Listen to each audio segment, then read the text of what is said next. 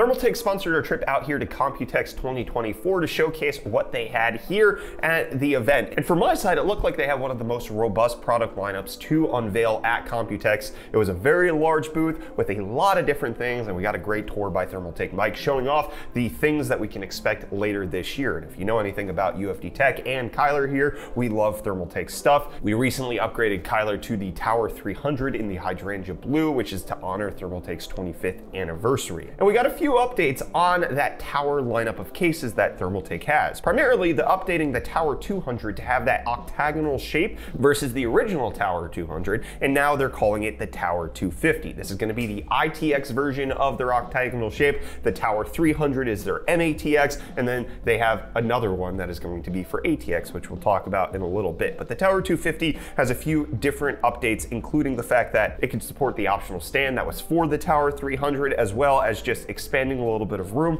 for larger graphics cards, more cooling, up to a 360mm AIO in an ITX chassis, and then it has that beautiful design. Now for the TR300, they actually announced that they're going to have a seasons concept when it comes to the colors. One of the things that we've loved about Thermaltake is their boldness in choosing colors for their cases. You'll see that a little later on for their series lineup, but the TR300 is going to have various different colors that match different seasons. So you got spring, summer, winter, and autumn. The ones that they had to show off was Peach Fuzz, which has this like pink outside with the blue interior, that hydrangea blue. They also had Limestone, which is more of a winter theme that's going to have just a slight gray with a white interior. And then they also had Gravel Sand to show off, and Matcha Plum, which is that matcha green mixed with a plum interior. A lot of bold color choices by Thermaltake. It's something that we very much appreciate. It not only gives the PC builder options, but also gives them inspiration for any PC that they're trying to build, making sure that they match their components to the aesthetic. But then on the ATX side of the tower lineup, they have the brand new TR600. This is expected to launch sometime later this year at the price point of $170, but it's the ATX version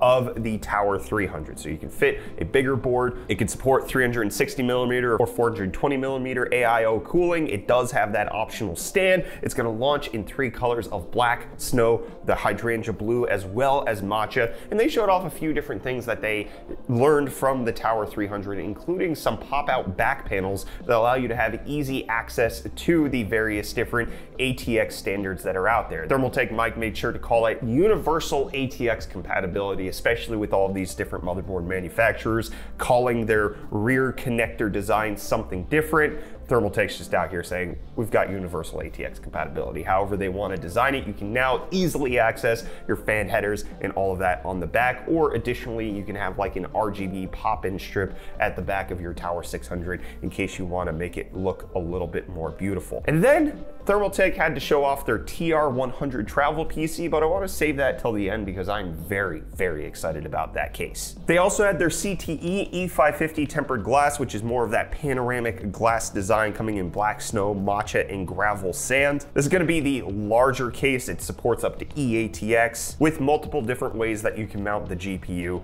or your cooling in case you want to do that. A very versatile PC case. Additionally, they announced that they have PCI Express 4.0 risers, which should be for sale independently later this year. Previously, you could only get these risers with a case, but now they're going to have them for sale moving forward. And then they had their Series 350 MX case. This is a universal eATX form factor case, which can fit a whole bunch in it, including up to a 360mm AIO on the front. It can fit a total of 7 120mm fans, but it has dual front panels included, whether that's tempered glass or if you want to go with a mesh front in case you want airflow, you have the option with the Series to make it however you want. It's going to include 3 CT140 fans and come in a huge variety of colors: black, snow, blue, matcha, bumble, racing, and bubble, which is my personal favorite because it goes with hot news. And Thermaltake Mike made sure to point out my bubble pink shoes that I was wearing that matched the case pretty well. So maybe we could do a hot news theme build in that PC moving forward. But you'll see in some of the cases they have this optional 2.1-inch LCD screen kit, which connects via a USB 2 header that they're going to be launching separately that you can connect to the PC. Has a little cutout where you can place that screen in case you want to add that onto your case. They also have brand new workstation cases, the AX300, 500, and 700. These are kind of just bigger, and biggest in terms of being able to fit all of the latest workstation motherboards that are out there, fitting all of the storage capacity that you need, or even going up to XL ATX or EEB motherboard standards, which is just very large. And then also in that workstation theme, they showed off their immersion cooling concept, which is their first attempt at building an immersive environment where you submerge your PC components to make it so that you can have a low noise but very highly efficient cooling setup for whatever workstation you want to build into it. They did mention that this is just a test at the moment. They're not sure if they're actually going to release this to market, but it's them trying to expand their product lineup and learn a few things about the various different ways that you can cool PCs out there. Which, speaking of, they showed off their brand new CT120 and 140EX ARGB fans, which include their new MagForce 2.0 magnetic quick connection design, which allows you to easily connect the fans together, but then also having a single magnetic connection to power them and provide the lighting. This is slightly updated from the previous fans. It has bigger pads to make sure that there's easier connectivity with the fans to make sure that they stay turned on and that there's not necessarily as much sensitivity to the placement of the connector. And you'll find those fans in their updated THV2 Ultra EX AIO, which comes in a variety of sizes: 240, 280, 360, or 420. Has those new CT fans. It comes with a 2.1-inch LCD screen, but they also showed off their 360 Ultra AIO. This is more of a square LCD screen on this cooler that they have showed off. It's TBD on release date and price point, but they are developing it with a low profile radiator to make sure that it's very compatible with their Tower series lineup, and comes included with their high-end SwaFan EX2 RGB fans, which is the one that you can swap the fan blades to be standard or reverse depending on your needs. And if you want to connect all of these fans and pumps and all of the RGB stuff you have, they showed off their new TT Sync V2 controller, which is a 14-port RGB ARGB controller, which allows you to daisy chain up to 840 LEDs and is powered by PCI Express, which you can power with their new power supplies. They showed off a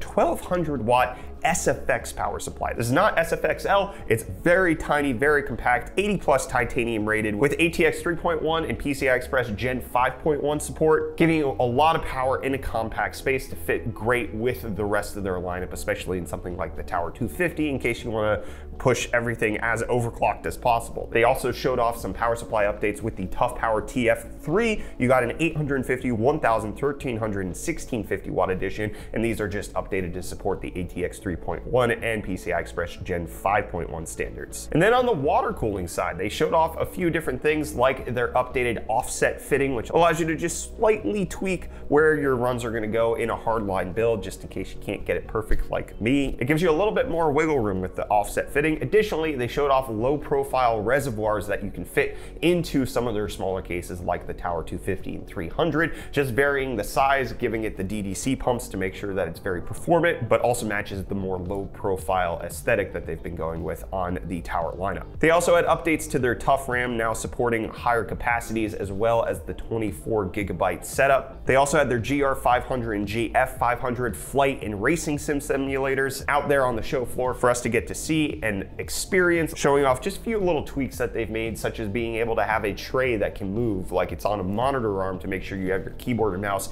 nearby and you can control where that placement is while you're in your sim rig. And that goes along with their desk setups, which they had showed off at CES but still had debuted here, which has just some great quality of life stuff like sliding rails for your monitors to make sure that you can get the positioning as good as you want without having to actually unscrew any sort of base mount for your monitor. They also had their premium gaming chairs on display with some more adventurous colorways that kind of gave me like a 70s retro vibe. I definitely like the colors on those. But now let's get into what I think is my personal show winner for Thermaltake that they had at their booth, and that is that TR100 travel PC I mentioned earlier. Thermaltake Mike was very excited about this. This is the first small PC that he's gotten to show off in quite some time, and this is an actual true mini ITX PC that's meant to be toted around. It has support for up to a 280mm AIO with the motherboard on one side and the graphics card on the other, allowing you to have that dual chamber setup, making sure that your GPU can be robust up to 360mm, but also has support for their little screen that you've seen on the Tower lineup that they have that you can insert into it to give it a little bit more personality. It's going to launch in black, snow, and that hydrangea blue, and they also showed off a travel suitcase which is sold separately, but they're definitely thinking about LAN gamers or any sort of business person who needs to bring around highly performant rigs when they go on travel. And it would be matching to the color of the case that you have, and it can fit things like your mouse and keyboard or even VR setups so that you don't have to bring a monitor with you, but you get it all in one in the travel suitcase, and that's designed to be matched with the TR100. We do a lot of mini ITX builds here at UFD Tech, and I can't wait to get my hands on this TR100 travel PC. So that was Thermaltake's booth here at Computex 2024. They had a lot to show off. It was a very good tour guided by Thermaltake Mike. Don't forget you can check out his streams. He actually does stream on behalf of Thermaltake. It was great getting him to walk us through everything that Thermaltake had, which again, as I mentioned, was quite robust. So big thanks to Thermaltake for sponsoring this video. We'll be back with more Computex 2024 coverage shortly.